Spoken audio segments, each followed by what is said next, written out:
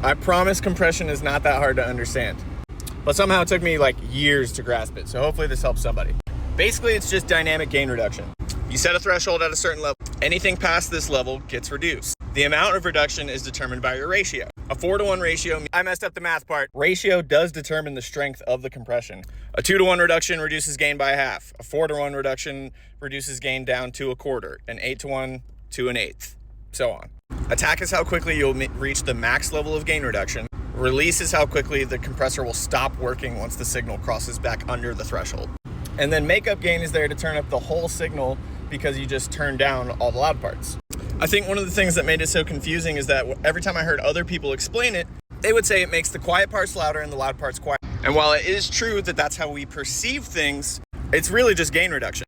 But since you're reducing dynamics, aka squashing your sound, the loud parts become quieter relative to the quiet parts. Therefore, we think the quiet parts are louder.